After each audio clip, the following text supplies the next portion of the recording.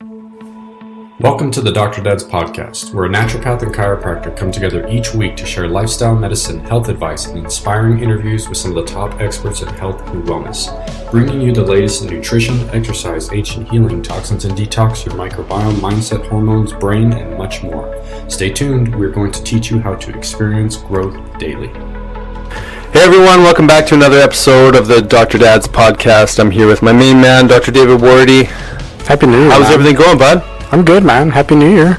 Yeah, this is our first podcast of the new year, isn't it? It is. It's crazy. Kicking off 2025. Yeah, you bet. It's funny getting back into the routine after some cozy time at home with the family, and it's you have to like shift gears back into what do I do again? What do I know? Have I forgotten everything? It's only been a couple of weeks, but anyways, it's good to see your face, buddy. You too, bud. So, any word of the year? Like, what does this 2025 look like for you?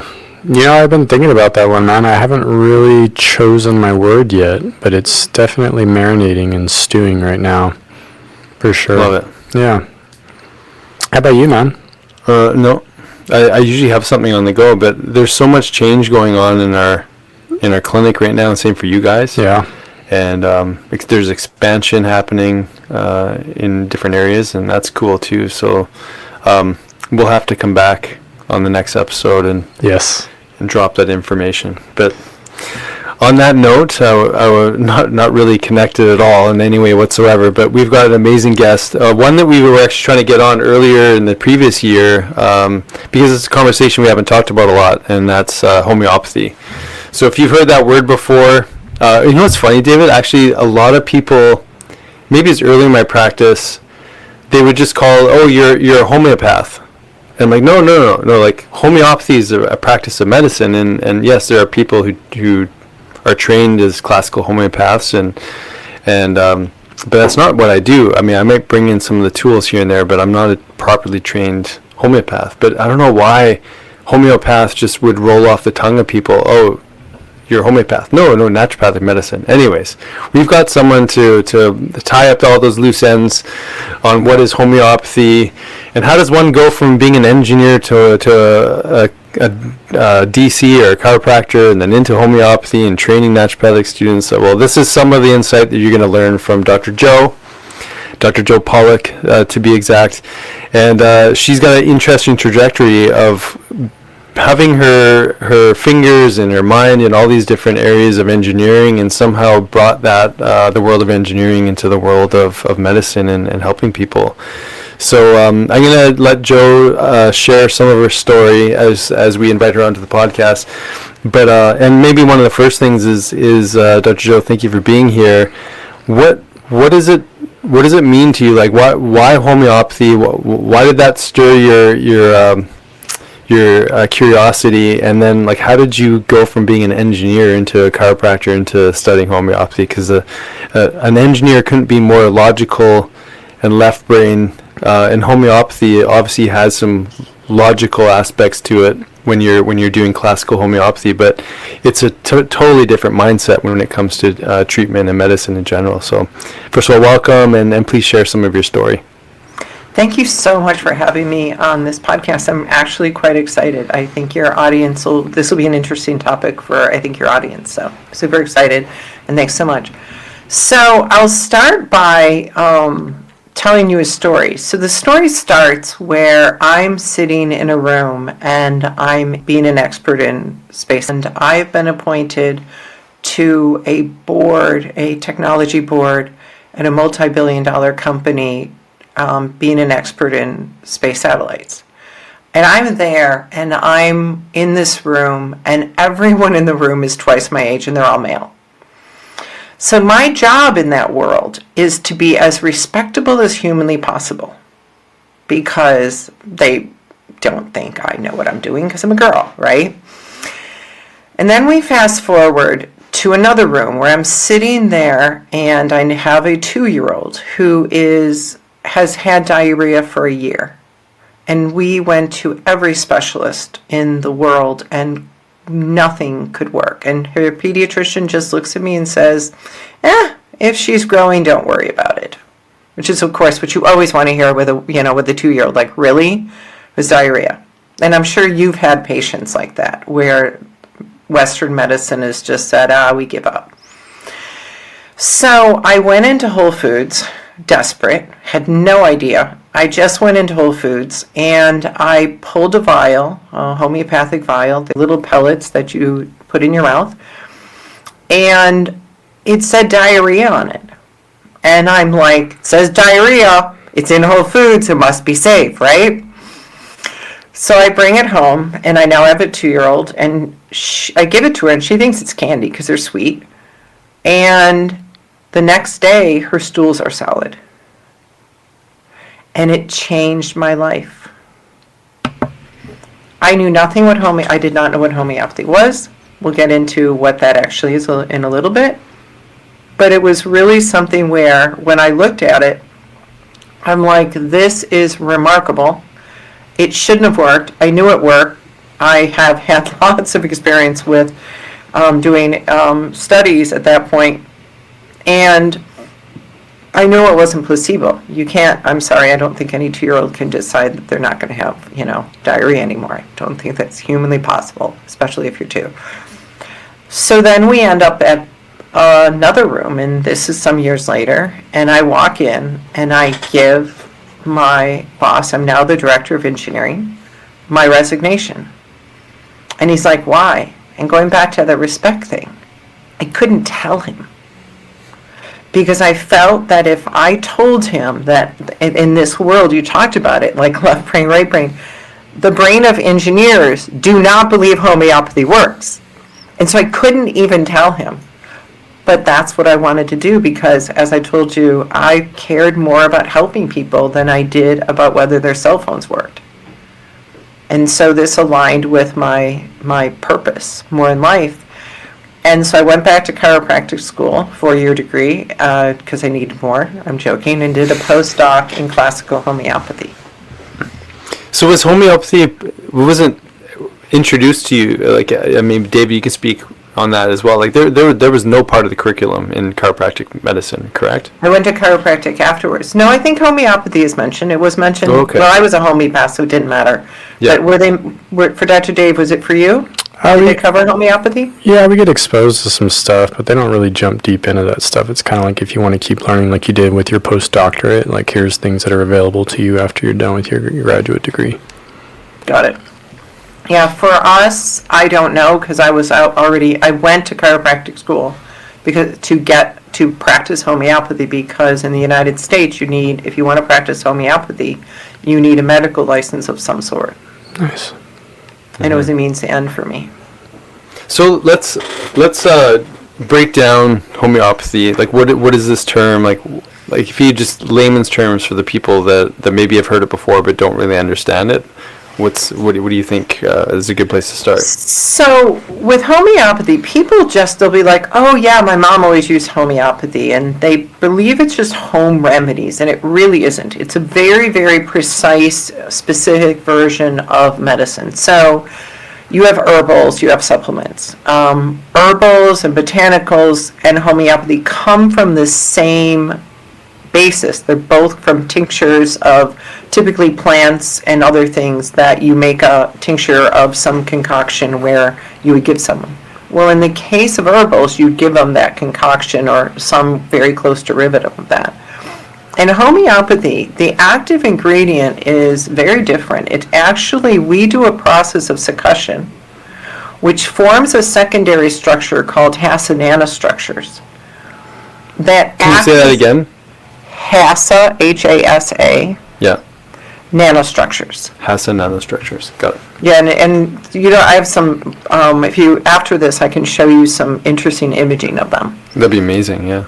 But obviously your podcast people can't see them. So Can you also describe succussion? Because I think that's just, how do you go from like a really potent remedy to maybe a smaller dose of one? But what is succussion? Because that's important too. So succussion is a process which you take and dilute a homeopathic remedy. So it was the founder of homeopathy, a guy called Samuel Hahnemann. he determined, he originally, I'm going to go a little bit, I love this story actually.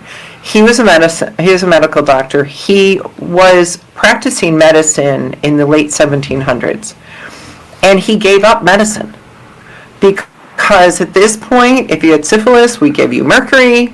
We did the whole put the leeches everywhere on your body world. I mean, this is not a world of medicine. And he found that was very, very effective. And he really felt that he was hurting too many of his patients, and he gave up. And so what he did was, somebody was talking about a remedy called China, which is quinine. Okay, and this is actually a funny story. Do you know why gin and tonic exists? No. I know it has quinine in it. It has quinine in it. And the reason is that the British were in India. Yeah, it's just mosquitoes, and if you want them to take lots of quinine, what better to do but put it in a drink? Right? Yeah. Because it prevents malaria. Yeah. A quick story on that is that when I was in Africa, the guy that was our outfitter was telling us when they go fishing in Africa that all the fishermen will stop at a tree and they'll start drinking gin and tonic before they go out on the water because of all the mosquitoes. Oh, because of the malaria? Yeah, and he's like, that's how we deal with the mosquitoes and malaria. We drink gin and tonic before we go get on the boat. So yeah, very cool. So going back to Dr. Hahnemann, he's reading some text and it says, quinine helps malaria and this is why. And he said, I'm going to test it. And back then, the really crazy doctors would take the substances to test them. So what Hahnemann does is he takes a quinine and he drinks it and he starts recording his symptoms. And what he recognizes, and this is, Dr. Hahnemann was brilliant on so many different levels, but this is one of them. He matched the pattern of what he saw for his patients that responded to quinine to the symptoms he was having. So that's one of the fundamental points, which is true in homeopathy and not true in herbals, the concept of like cures like. In homeopathy, if you have malaria that has symptoms that are similar to what you experience, if you take quinine in toxic amounts, then it will cure you. But if you don't have similar symptoms, which not everybody does, then it will not help you. So that's a fundamental point that he first came up with. And then he has his friends and family plan, where what he would do is he would give his friends and family toxins and see how they reacted. I kid you not. It was done all the time. I was at the University of Michigan, which I got my engineering degree from. But later I was visiting there and I'm reading these old journals and the doctors, we're really happy about control boards, investigational control boards. This guy, doctor's writing, he's like, yeah, I gave one of my patients some toxin. It was and he's like, he started to have a heart attack, but I was out of town and nobody knew I'd given it to him. Oh my goodness. There's probably no consent forms back. No consent forms back then. So you're sitting there and you're like, oh my God, that's crazy. So anyway, Hahnemann unfortunately had no consent forms, but he recorded a lot of data that identified a whole host of different remedies that if you give them, if you share the symptoms that they have, you are very likely to get better from the disease that you have, okay? But then he goes a little bit further, and going back to the discussion, what he does is he starts not liking that there's side effects. He didn't like the toxic side effects, so he starts diluting it through the succussion process. And somehow figured out that if you get to, you go through a minimum, and then once you go to higher and higher dilutions, you actually increase the efficacies. But what he didn't realize is in the process of making these dilutions and doing the succussion, which is literally hitting something, like hitting it with something to vibrate it, to increase the vibration, he didn't realize he was making Hassa nanostructures. He just knew that he was diluting it. But in homeopathy, you have to have that vibration or things don't work. And so what you find in homeopathy is, weirdly, and the reason why it's very controversial, is that the concept, I'm sure to all of you guys, that as you go to higher dilutions, it's more effective. Does that make sense to anybody? No. No, not the general public. But because they didn't know their Hassa nanostructures, you're making more Hassa nanostructures. That makes a lot more sense. Yeah, that's such an interesting and complicated sort of mental construct to understand, because the way that we were taught is that in classical homeopathy, when you're using single remedies, that there's no physical essence of that actual, let's say, mercury or mercurius, or like you said, arsenicum. There's none of that physically or biochemically in the actual solution or in the pellet or what have you. But then you bring up this concept of Hassa nanostructures. So as you're taking away a physical remedy, there's almost like an energetic imprint or compound. Yeah. So can you talk about that? I've never even heard Hassa nanoparticles in my training. So it's something that is relatively new. The research is maybe 10 years old. So it was very, very new and not well. There needs to be tons more research on it. So I will say to you, so in the process of this, part of the reason of what I'm doing now is we made a patch that is very, very effective, and it's made in a gel. It can reduce, if you sprain your ankle, it reduces swelling by 50% easy within 24 hours. I was just looking at some videos today where a girl, soccer player, sprains her ankle.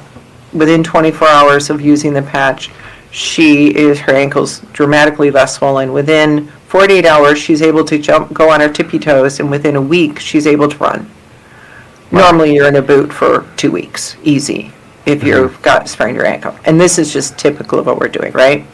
Well, the images you sent are pretty remarkable, too, just with the swelling and the discoloration and everything. So, yeah, the visuals are awesome. It's so consistent. In fact, we just got these photos because what I universally do is I'm like, I just need more pictures of people that sprain their ankle. And sadly, my friends and family won't be like, hey, yeah, I'll sprain your ankle for you. They don't generally agree with that. Yeah. Where's Hahnemann when you need him, right? Yes, I know. I have or something. I have a very different friends and family kind of program. I would have to get a consent form. Yeah. I don't think I'd get consent for that, so I think we can skip it. Yeah. So I ask people to send in, like if you have a sprained your ankle, it's like, here, just give me your address. I'll send it to you for free because I need more photos of showing it, right? So it's every time I've sent one, it's always been where the parents are like, or the person is like, oh my God, I can't believe this. And so we got this one just this last week, and it's just a lovely, lovely thing because it happens. I've never seen a sprained ankle of a normal lateral grade 1, 2, well, 1 or 2, I guess 3, it would still reduce the swelling, but you still probably wouldn't be intact. 3 means it's, for your listeners, it means it's been completely snapped. Separated, yeah. Yeah. So anyway, so going back to the Hassa nanostructures, when I invented this, so the way homeopathic, so I don't know how many of your users, your customers would have used arnica gel, but it's a very common. If anyone's used one homeopathic remedy, it's typically an arnica gel. So if your patients are familiar with that, it's in a homeopathic world, it's very low potency. It's not got a lot of Hassa nanostructures in it at all.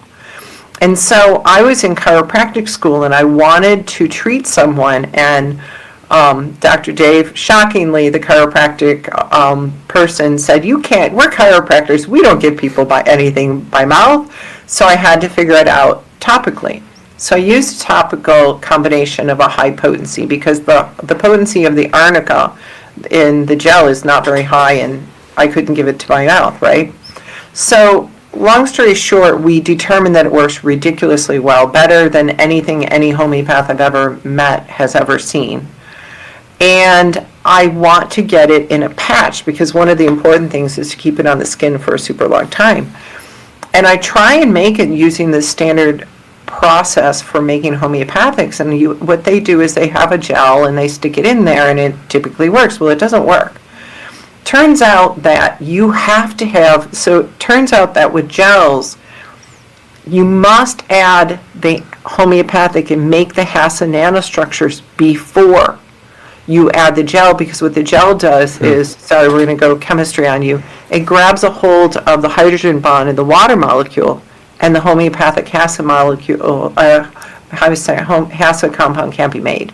And so the key is that these structures, and then later I saw the research where I'll show you this afterwards. There's really awesome images of, what they look like, and they've determined them with dynamic light scattering, pH, surface tension, all these other technical things to exist. And my goal in life, quite frankly, is to get more research. Like, if we make enough money with the patches that I've invented, and patented, incidentally, then I will spend a lot of money doing the research to mainstream homeopathy, because I really think, when you can get results like this, you want results.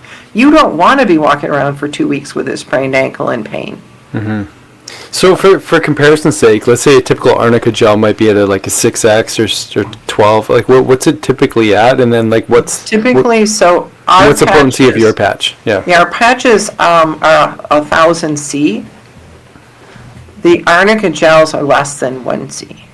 Oh, they're we're that low. 1,000 times the potency. And so there's 4 things that make homeopathics for sprains and strains work better than anything you've ever seen.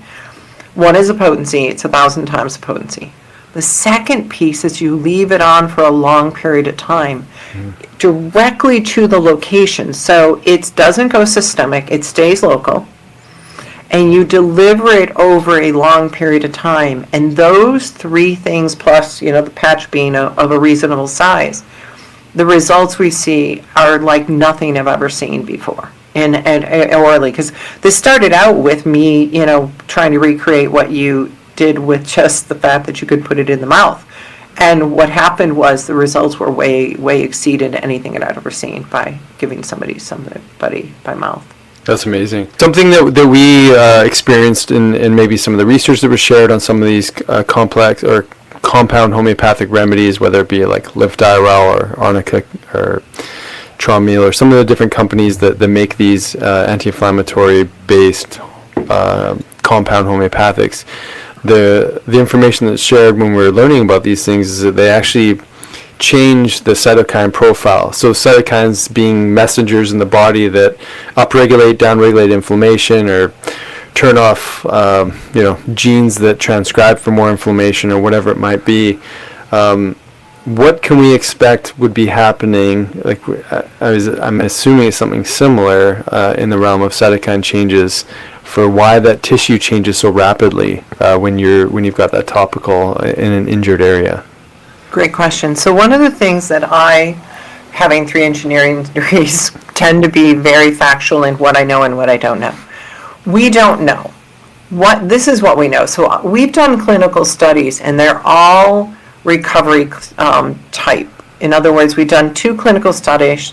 One was a clinical study done with a number of prominent physicians in the, these are all like MDs. These are all top MDs in the country. And they did a study on surgery of nose and eye surgery. And they showed that 52% of the patients recovered at least 7 days advance compared to normal. We did a second study, which was a bruising study, where we caused a bruise, we induced a bruise that lasted typically about 2 weeks, and with a placebo patch. And with our active patch, the bruising pretty much never showed up. So what does that mean? So, and let me just go to one more proof point. So by using these studies, and some of them were in it, we got 4 of the past presidents of the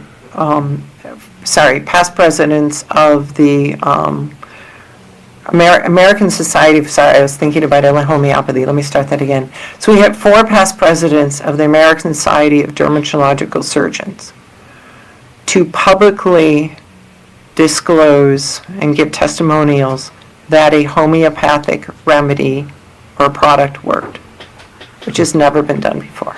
Wow.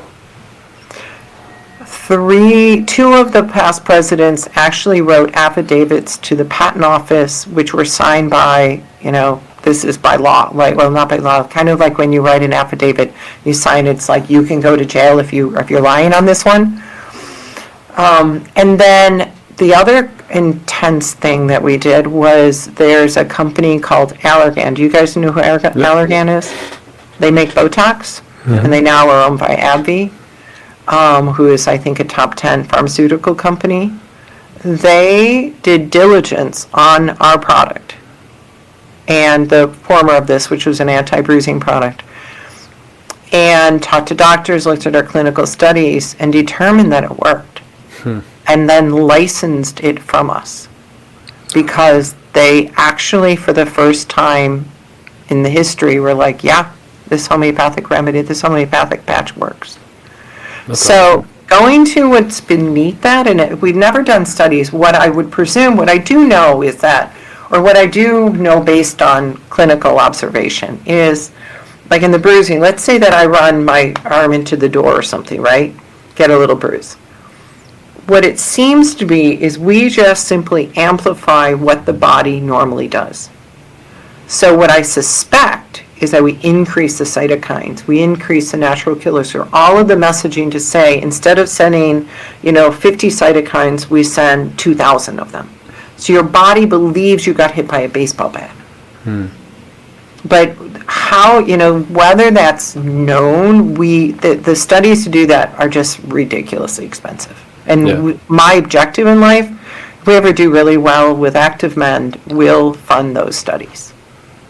Love it. David, go ahead. I'm sure you got lots to comment on. I'm still on the edge of my seat. I want to know more about HASO nanoparticles and how they energetically structure the water or the homeopathic that you're messing with.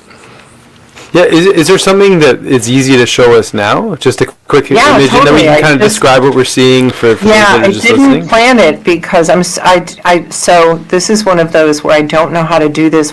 Because you didn't, okay, so share screen, I can do that. Share screen, it's... I knew you were going to ask about that, David. David loves subtle energy and all of this stuff, so... I will tell you, I don't think, so while we're here, I'm going to just show you these photos. I don't know how many you've seen. So, let me back up. Hold on. So, this is the one that you probably have seen, where there's a sprained ankle. 24 hours later, it's maybe half, his wife is a physical therapist, and I think they said it was like half as swollen within 24 hours. I'm seeing these right now. Is that what you're seeing? Oh. So this is, I do not know. There it goes. So there we go. There it goes. Okay. You got it? Man, that's massive. Massive reduction in swelling in 24 hours. Yeah, it's 24 hours. Jeez. Wow. I think I'm going to take it, apparently when I put it into presentation mode on PowerPoint, it doesn't like it. So, we're just going to have to do this. So this is another case. This is the one I was talking about a couple minutes ago. So you can see look at the difference between these two. This is, again, is 24 hours. Wow. And then this is crazy. And what would you say, like, a typical, so what we're looking at for those listening, where Dr. Joe is showing us images of right now ankles post, a sprain injury where you're, just as you expect, it balloons out post injury, and then 24 hours later, the ankle looks completely normal, or for the most part, looks normal. So, like, what would be expected typically, say, in typical injuries like this? And David, you can comment on this as well, because obviously you do a lot of rehab on injury. How long would one expect to see swelling linger in, say, an ankle tissue post-injury? So the best I can describe, I am not an expert in this world, but the physical therapist in the first photo that I showed you, he didn't end up ever getting crutches, actually. She described it as what she would normally see in her patients coming in at week 2 or 3, where he looked like in 24 hours. Yeah. David, go ahead. You agree, Dr. Dave? Well, I was about to say, it depends on the severity, but I'm in agreement with Dr. Joe. Like, it can be weeks, man, where that localized swelling is just not clearing out, And also, it's honestly the person's health, their healing capacity. And I'm sure Dr. Joe kind of sees that too, is like you have some individuals, their healing capacity is a lot better than others, and they just clean up things a little quicker, right? Mm-hmm. But, I mean, just to look at these, to do that in 24 hours, even if you did it in 48 hours, it's amazing the amount of swelling that's come down. Yeah. I mean, I used to play basketball, and I'm sure you had some nasty injuries playing football, David, but my ankles were the weakest point in my body. I was spraining my ankles like like at least once every 2 or 3 months. And my ankle swelling, it was almost like I had permanent swollen ankles. They seemed to linger for the season. And so, when I see this, I'm like, geez, I would have loved to have something like this back when I was playing. And, there's one of the other things I discuss often is that you want to get those healed up, because if you don't, there's 3 stages of tendon degradation. There's the reactive stage, which is where this woman is in. Then you have the disrepair, which is where you're walking around with it and it's continually painful, and you have collagen degradation if you let it go. And then if you don't fix it long enough, and I think this happens in a lot of Achilles heels, you end up with a permanent degeneration called of the collagen, and it's a degenerative stage. And the only thing you can do is you have to irritate it in order to get it to go back into the reactive stage. So it's really important to get those things healed up and not walk around and take a bunch of pain meds to get through your life. It's not good for you. And Dr. Joe, sorry to interrupt you, but like when you're using these patches, I'm just curious, like, what are you seeing for overall recovery time for these people that have these type of injuries when you use the patch versus when you don't? So I only see, at this point, I never talked to anyone that hasn't used them pretty much, but I think normally you would, I'll use an example that was actually recorded by an athletic trainer at the University of Illinois. So he had a kid that came in 2019. He had a grade 2 ankle sprain. There's 3 grades. This is like middle, but considered severe. He had a severe ankle sprain in 2019. He was out for 3 weeks he was out for 3 games, 3 weeks. He came in 2020, used Activmend, and was only out for a week. Only missed 1 game. Oh, wow.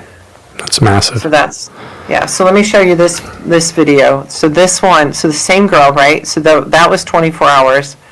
This is her at 48 hours. What you see in the video, for those of you that can't see, which is pretty much everyone, is she's able to go up on her tippy toes. Not like I'm in a pain way, literally go up on her tippy toes like, oh yeah, this is fine. Then we have this lovely picture from a week. She's running, so I'll ask Dr. Dave, because you're better, it's been a minute since I've looked at gait, but this girl just ran down her backyard, I presume, at about a week. What did you think about the gait? I didn't see her really favoring that leg at all. Like Nick was saying, like I experienced tons of ankle sprains when I was an athlete, and man, when you're coming back from that injury, it's hard to just load the leg when you put weight on your foot. And she looks like she's not having to be ginger about it at all. She's very smooth in her gait. Yeah, I'm pretty shocked by that. When her dad sent it to me, it was just like, it's like I invented this, and I love it, but every once in a while it will do things that even shock me. Because I've been using it for 20 years. So, either of you ever known anybody that ruptured an ACL? Oh, yeah. Mm-hmm. Okay, so I'll let you guys describe. What do they typically look like right around 24 hours? Oh, it's ballooned up. It's huge. The knee's it's a ball. Tons of fluid. Yeah, it's a mess. This is 24 hours after an ACL rupture. Wow. I would have never guessed that was an ACL rupture. Wow. You can if you look closer, you can figure out which one it is. Mm-hmm. Yeah, it'd be her it's right. The one on the left. Yeah. I was gonna say his or her right. Yes. Yeah. Yeah. And then this one's another lovely one. Kid flips over on a trampoline, hits his eye so hard he gets 4 stitches right underneath the eyebrow. Jeez. And you can see the huge impact on his face. You can't see this, people, sorry, but it's really cool. If you look at my Instagram, I think it's probably there somewhere. He never swelled, and he never had a black eye. Wow. And he's clearly making a black eye in that first picture there. Well, you can see this is abrasion. Yeah. This is blood that came from the fact that he has a cut above it. Right. Yeah. But it looks as if like the black eye is inevitable in that first picture. Oh, 100. I see Yeah. what you're saying. Yeah, he should have been swollen shut. Yeah. Yeah. Okay. Sorry, I had to show you these since you're doing this. And then those we are great. have our lovely Hassa nanostructures. So one of the reasons why they were not detected before is you had to have the advent of an atomic force microscope, which have not been around that long. And what you can see here is these are very high dilutions, and you can see these structures that should not be there.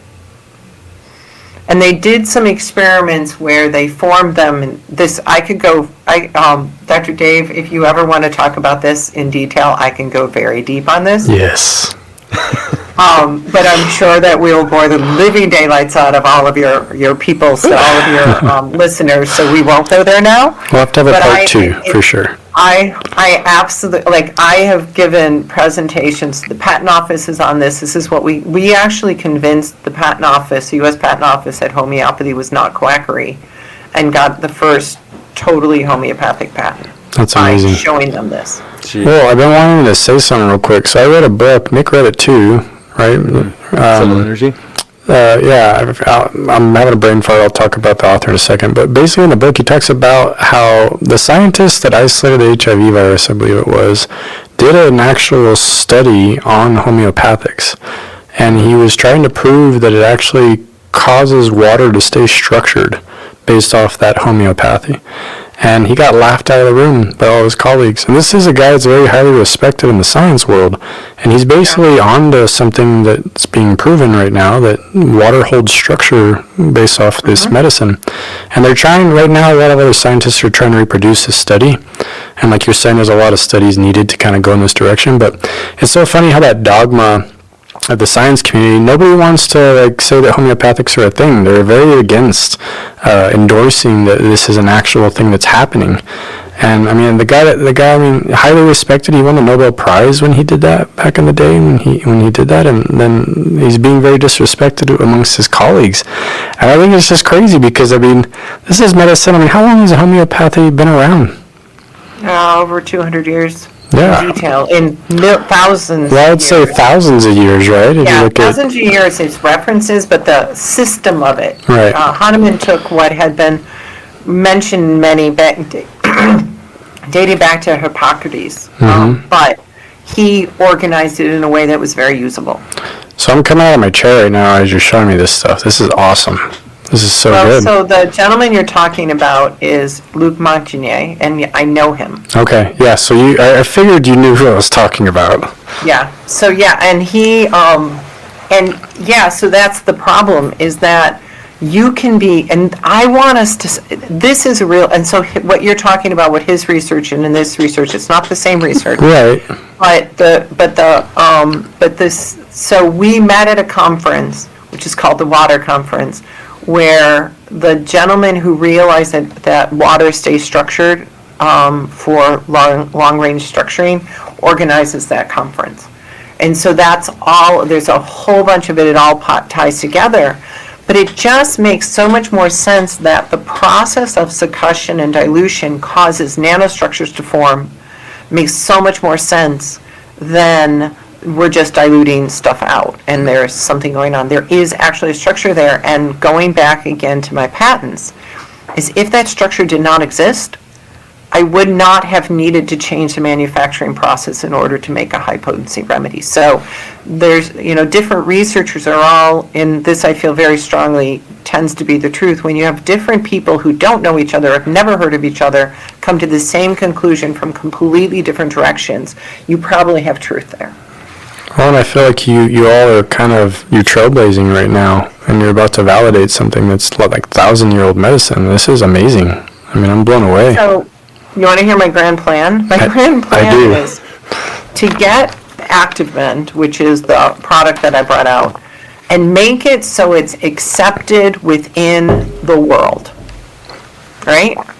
Then have there's two different pieces to this. One, either make enough money so I can fund the studies, or get someone who, like me, who uses it, is like, oh my God, this really works. and is so curious that they start doing the research and get some funding from it. I don't know how they get it right now, but the bottom line is I want this to be done. And the person who figures this out will win the Nobel Prize. Because this is it, and this is such an important piece of medicine. This is amazing. Dr. Joe, I got a bunch of questions. David, do you mind? No, jump in. Yeah, do we want to describe for your listeners what we're looking at? Yeah, that was what I was gonna. Okay. First, I was gonna ask. Yeah. Yeah. So what we're looking at, for those of you that can't see, which again is pretty much everyone, is we have pictures of atomic force microscopes where the dilutions are so dilute that you should have nothing there, and instead, what you see is you actually see structures. And what they did when they did the studies is they had conditions where they would see, they validated this, right? This isn't just garbage that's in there, right? They did some measurements to verify that, but also they had conditions where they're known to be made and known to be not made.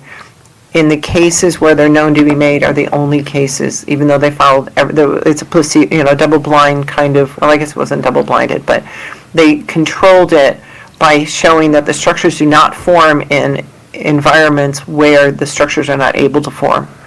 And this is our house of nanostructures, and it is what is the active ingredient in homeopathic remedies, which is, again, what you just described with Dr. Montagnier talking about. So if we were to describe what a control would look like, would this be sterile water, there maybe mass spectrometry, there's no chance that there's any elements other than H2O in there?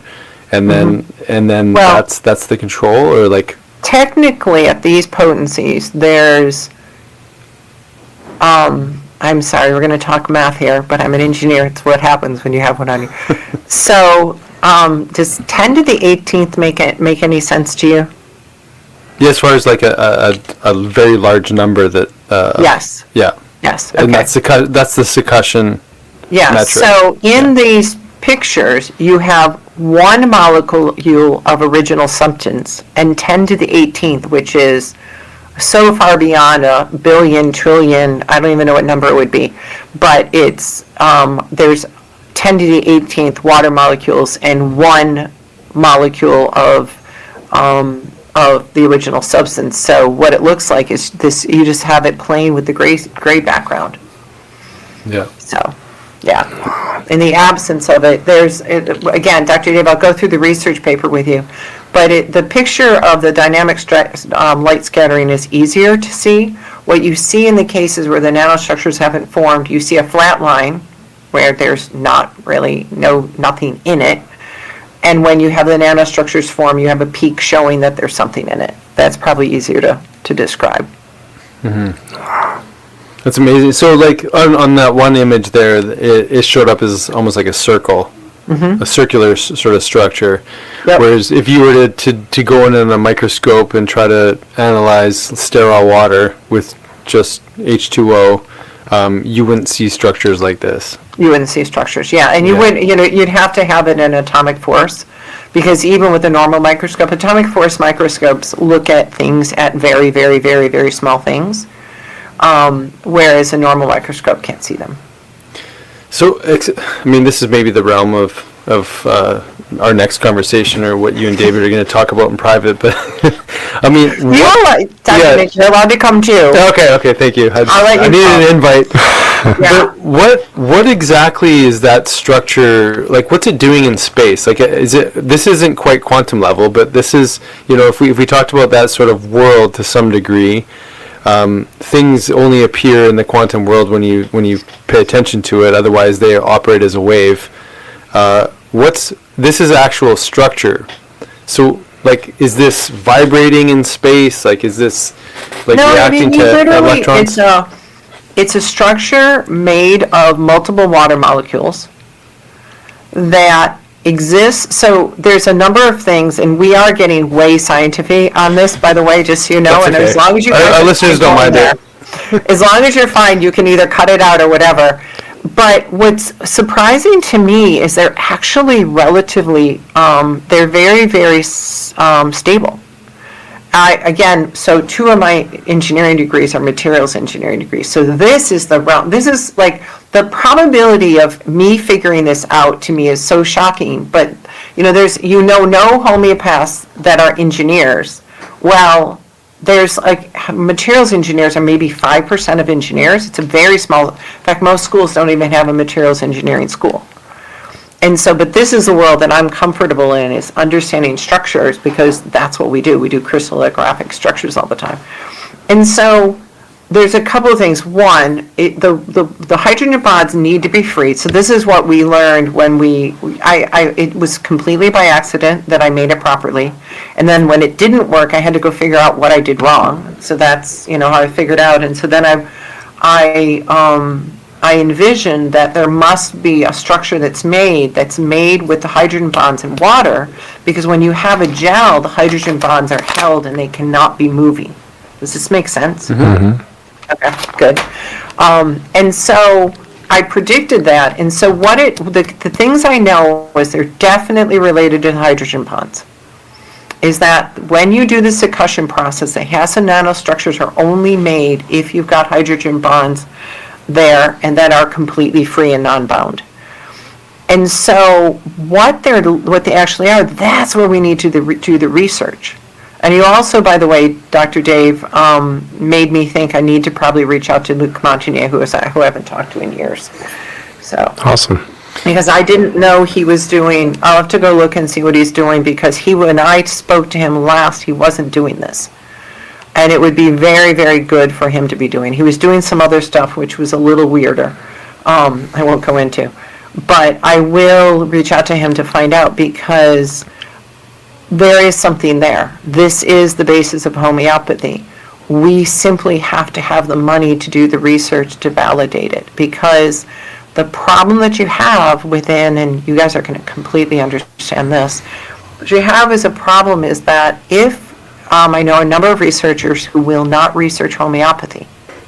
And the reason is, just like Luc Montagnier, if you release a pro-homeopathic research paper, no one will fund anything anymore. You lose your livelihood. Right. So I have to have enough money to have researchers that I can pay that for them, and they can continue to do research for a very long time, because until it's accepted, they very much risk their careers.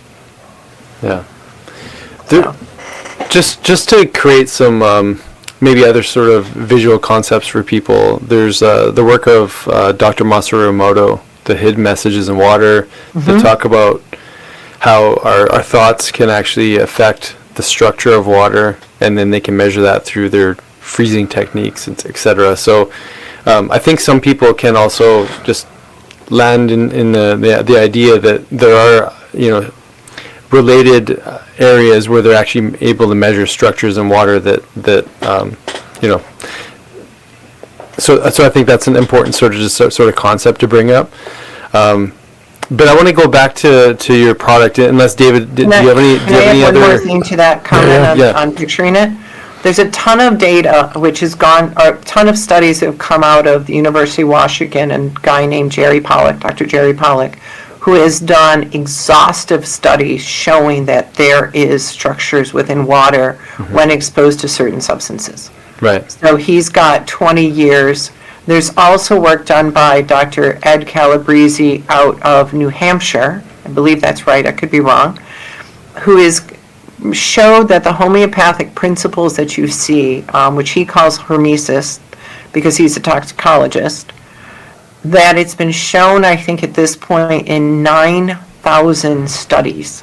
And he's collected all of that information. So if you're looking for more information, Dr. Calabrese is also a great resource for showing this tendency of the opposite effect when you go to dilutions. So.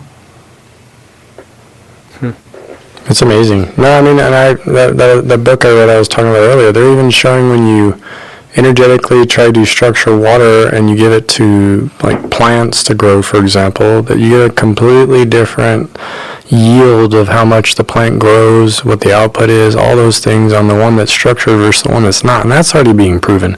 So I love that we're having this conversation, because the reality is that we all know something's happening, we all know that these things work, but the science hasn't caught up yet, and like you're saying, it's being blocked, because the moment it does, it's validated, it changes medicine overnight, and there's a lot of people that are going to work really hard to not let that happen. It's my life's purpose. If I'm successful, and people, I've got to realize I may not be successful in this, but if you really want to know, that's what I care about the most. What an amazing. I really want. Awesome. I come to it with such a unique background. There's just not many. There's not many people who can sit there with a pharmaceutical company and explain something in a way they're going to be comfortable. Right. Or, like Dr. Geronimus, which is one of the doctors, is the fourth, if you go to U.S. News and World Report ranking of physicians, he's number 4. If I called him right now, he's probably in clinic, but if I texted him right now and needed him, he would do something in a minute, because he knows this works and he believes it's so significant. It's awesome.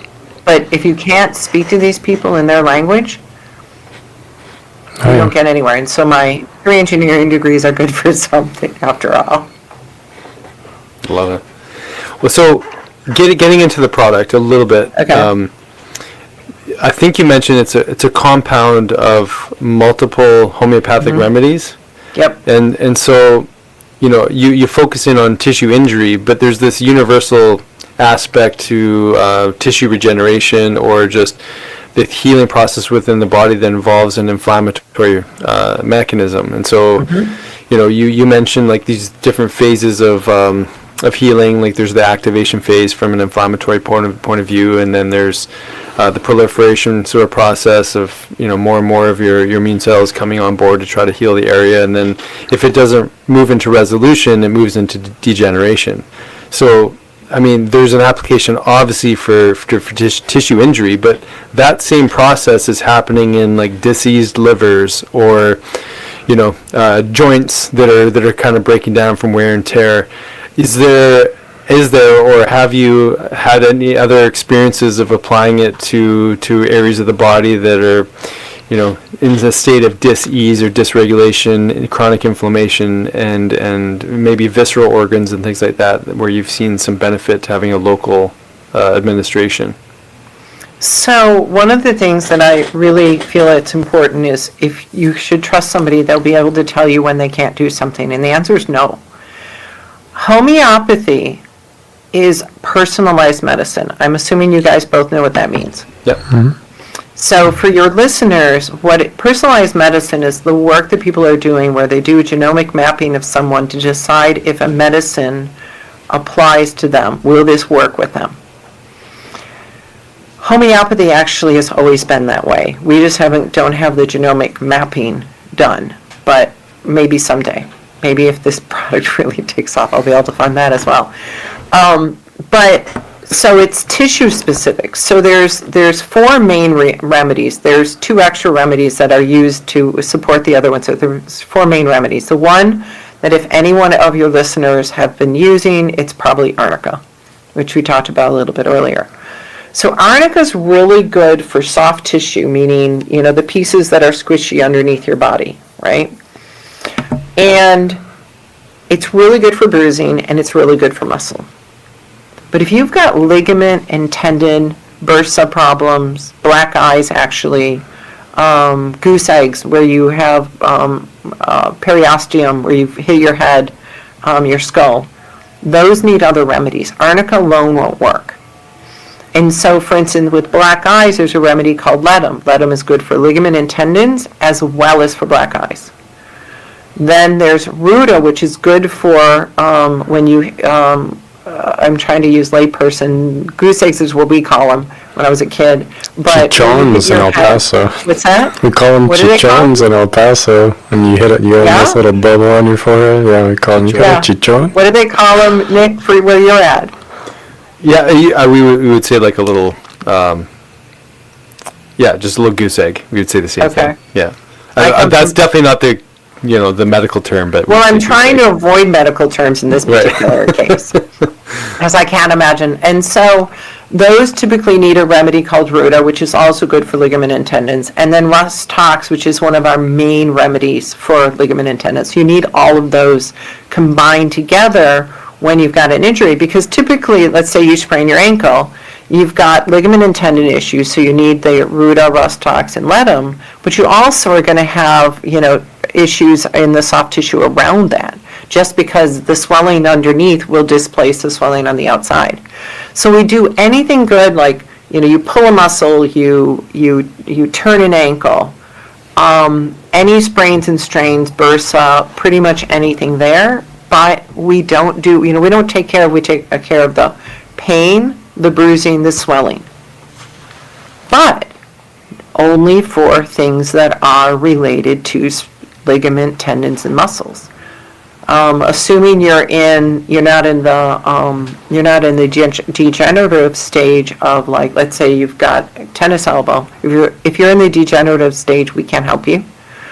It actually, my opinion, can be used to diagnose that you're in the degenerative stage, because our results are so consistent. But if you're earlier and you're not, like, what we know is when you're 5 years old, you're going to be in the reactive stage. When you're 90 years old, you're likely to be in the degenerative stage.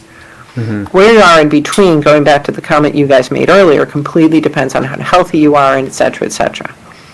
But it's specific to tissues, so it won't help. So these remedies won't help you if you've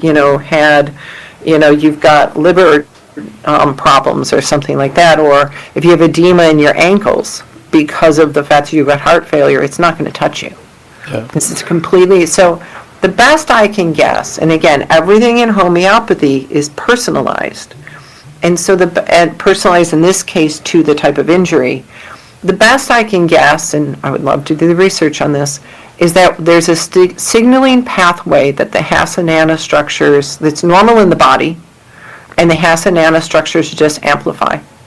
That's what I think is going on. But if you can think about it, if you're amplifying a signaling pathway, it has to be particular to that thing that your body normally does. Your body, if you've got edema due to heart failure, your body's not trying to go repair that. You don't have inflammation. Mm-hmm. Does this make sense to you? Absolutely. Yeah, that was explained really well. Yeah. Okay. So I try and, I think, tell people, for instance, a lot of people are like, will it help with arthritis? It's like, no. It's not going to help with arthritis because it doesn't affect those bones. Now, if you've got arthritis pain because you've got swelling, let's say that you've got, like, an ankle break is ankle fracture is one of these cases where the ankle fracture causes swelling around the ankle, around the bone, which displaces the tissue around it, causing increased inflammation around it. So yes, we can help that secondary inflammation. And yes, you will feel better in some degree, but we can't fix the bone faster. Whereas if you've got a ligament or tendon, as we were showing with the girl running, you will heal faster and that ligament will be ready to go way faster. So we can't do arthritis. I'm trying to think of things we tell people. Arthritis is a common one, unless they're swelling with arthritis. Bones we don't do. Cartilage, which at least not cartilage. There's different types of cartilage, unfortunately, but we can't do articular cartilage. So things like that. So. I mean, with my limited homeopathy training, I'm thinking, well, there's like remedies like symphytum and like hypericum, and there's other remedies that maybe have application. This part I do not want you to. I want you to not record this. Okay. They don't work. Well, okay, good to know. So because my results are so effective, right? I spent most of my homeopathic life thinking symphytum and hypericum, right? Yeah. Well, because I know the results on the other remedies and it's so dramatic, I can tell whether things work, whereas we didn't used to be able to. And so I know this because I broke my ankle and fully expected the hypericum, the symphytum was going to help it. Didn't help it at all. Didn't accelerate not one day. And actually, I didn't mention it, but the patches have hypericum. Interesting. So, yeah. So that's the beautiful thing about this. And what's nice about this is it lends itself to double-blind, placebo-controlled trials super easily because the results are so dramatic. It's amazing. Yep. I'm glad you like this, by the way. Oh, this is great. Yeah, this is great. I'm a complete nerd on this, as you can tell, and so. Oh yeah, it's fun to nerd out on stuff like this. Yeah. For sure. Yeah. What a great purpose, though, right? I mean, you were sharing that like that's like your purpose to drive this home, and what an amazing journey to be a part of. And so, super, like my hat's off to you, Doc, because a lot of people wouldn't take the reins to do that, and you've really taken those reins and saying like, I'm going to do this. Like I'm going to commit my life's work to making this happen, and it needs to happen. So. It's beautiful. This is awesome, and again, like I said, my hat's off to you for doing this work, and it's amazing. This is great. Well, thank you for having me on your podcast and allowing me to share it. Oh, absolutely. Because the more people that understand this is a thing, and quite frankly, I help people be able to not be on crutches for 2 weeks. Yeah. And it's, going back to, I love helping people. And so I love the fact that you've allowed me to share it with your audience. I wish I had your patches when I was in high school, because when I played football, man, my senior year, I rolled like my ankle like 3 times, both of them, and so I had a rough no, it was in my junior year. But man, if I'd had those patches, it may have been a completely different story on how that played out. So yeah, I'm glad we have them now. How does one get access to it? And is it just through doctors? Is it through your website? No. You can get them on Amazon. Okay. And so you can get them on Amazon, and what I would ask your audience is if you order it on Amazon and you like it, please leave a review. I have people that have ordered it 50 times, not really, probably 15 times, and have never left a review. Obviously, they like it. And it just seems to be really hard to get Amazon reviews. And then you can also just go to our website. And just to spell it, it's Activmend, Activmend. And there's no E in the word active. And go to our website and order it there. You get a 25% discount on your first order. So, and the other thing is we have a very liberal return policy, because our return is like 1/4 what is normal for our industry, because it actually works really well and it's so obvious. And then you said you had an Instagram page, Doc? Yes, we have a Instagram and Activmend, same spelling. We have a Facebook page. So we have all of that. Yeah. And you can see pictures, some of these pictures on the Activmend page. I don't know how soon will the podcast probably show. We'll post it this Sunday, and then I'll put all this stuff in the show notes as well, so that people can just click on a link. Okay, I'll send you a link with all of the URLs and everything. Perfect. And anything else you might want to pull. Wonderful. But yeah, you can find it at Activmend. And what's interesting is if you post it on Sunday, these photos of the girl, they will be posting to our Instagram and Facebook pages in the next bit. Awesome. So. Thank you, Doc. Thank you, Dr. Joe. Thank you. Appreciate you. Thanks for listening. If you enjoyed today's podcast, please be sure to subscribe to the Dr. Dads and share with your family and friends. You can also follow and interact with Dr. Nick and Dr. David on Facebook and Instagram for a daily dose of inspiration and the latest in health and wellness. Be well.